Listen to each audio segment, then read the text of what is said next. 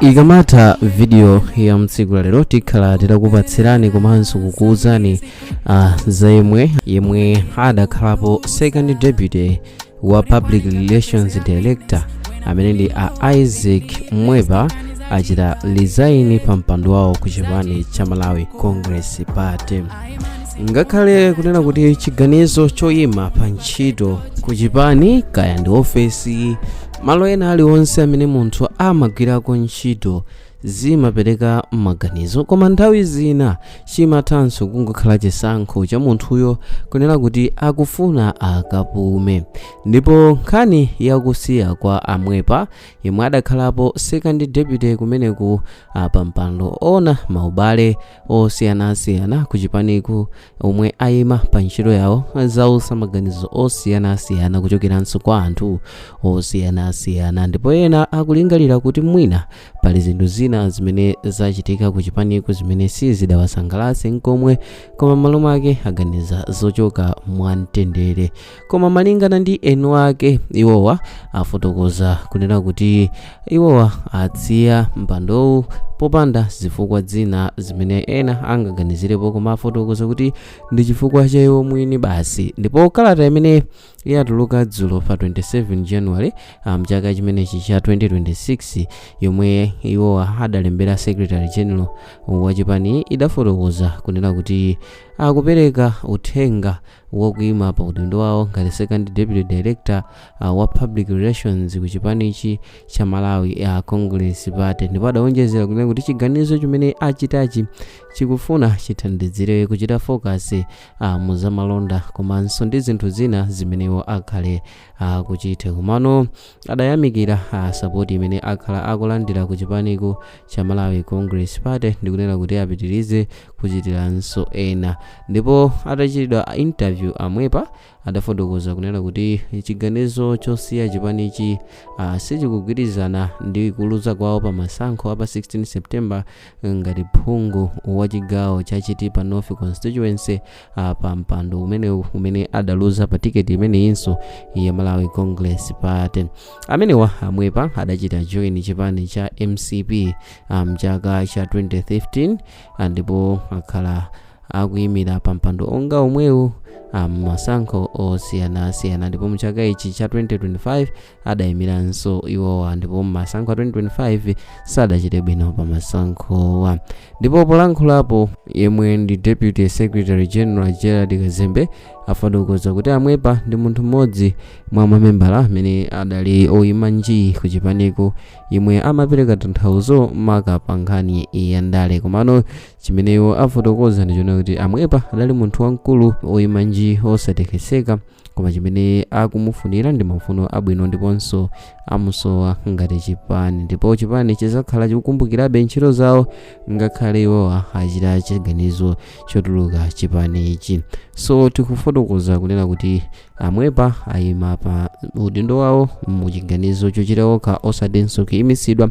Ndipo afotokoza kuchita emphasize kuti sadasiye pa zifukwa zina zimene mwina anthu angayerekeze kuti mwina pali udani wina uliwonse ndi munthu wina aliyense ku chipaniku. Komano ichi ndi chiganizo chimene chiwathandizire kuchita focus pa ntchito zamalonda, komanso sizikugwirizana ndi kuluza kwawo masankho amene adaponyedwa pa 16 September ngati phungu wa nyumba ya malamulo kumeneko ku Chitipa.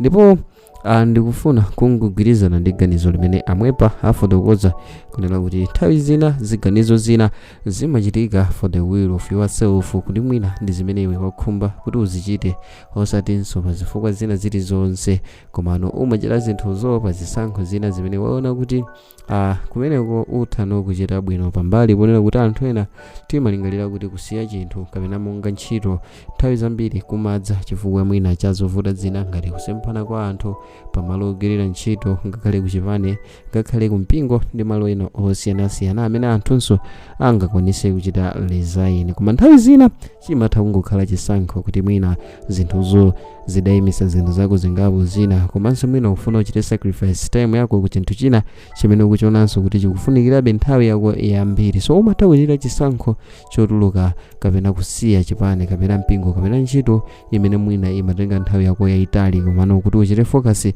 ku zinthu zina zimene ukuziona kuti mu nthawiyo zilinso ndi phindu limene ukuyeneleka kuti usaliluze komano uchite focus on that ground. So amenewa asiya kumeneko ku chipani ichi.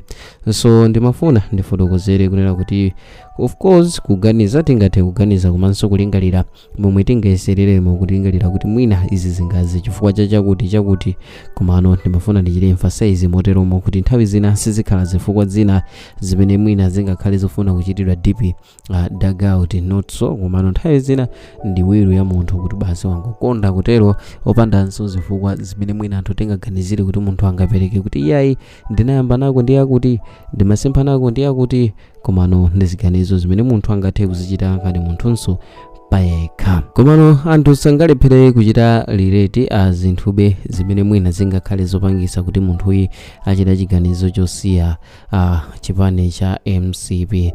Chipani ichi chakhalanso chikudusa mzochitika zosiyanasiyana maka monga nkhani ya pa 16 September kuluza kumasankho kumene kunachita frustrate anthu osiyanasiyana, ndipo taonapo anthu angapo enanso akuchita resign kumeneko ku MCP, komanso taonapo nkhani ina kuli internal conflict anthu kuyambana mkatikati momwe mwa MCP kusemphana zichewa kusatira kuluza kwa masankho amene adachitika, komanso pakhala pakuchitika ma decisions ena ooneka kuti kagulu kena ka anthu sikamafuna kuuzidwa azochita.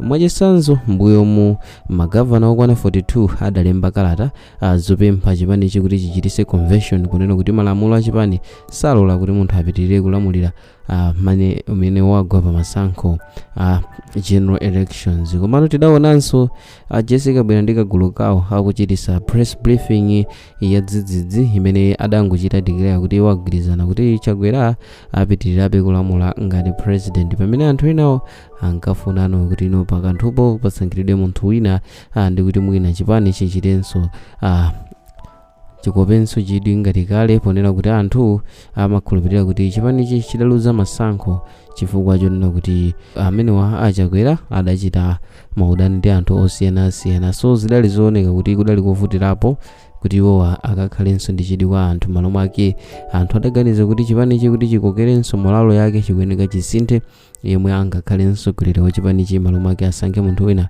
Achakwera ayime pa udindo umenewu. So timve maganizo anu kuti mukuona komanso mukuganiza kunena kuti chimene chingachitise kuti amenewa amwepa achite chisankho choyima ku chipanichi chingakhale chani, kapena inu mukugwirizana nawo palingaliro lonena kuti iwo asadachitire zifukwa zilizonse koma ndi nkhani yongofuna kuchita focus pa zinthu zina, kapena inu mukulingalira kuti mwina pali ma internal conflicts monga takhala tikuona mbuyo mukunena kuti mbuyo mukakhala kubuka ma conflicts osiyanasiyana amene anthu mu chipanichi akhala akusemphana muzosiyana-siyananso kumene kudakhala kutulutsirana mawu kuopsezana ndi zina zotero. So ino timve kuti mukulingalira kuti chingakhale chiyani chimene chingachitise kuti mkulu amene ayime chipanichi kuti achoke kumene kukunena kuti padakali pano sakufunanso kuchita zandale koma za business, ponena kuti chipanichi pano ndi chosusa mwina nsezi zingathandizire kunena kuti chipanichi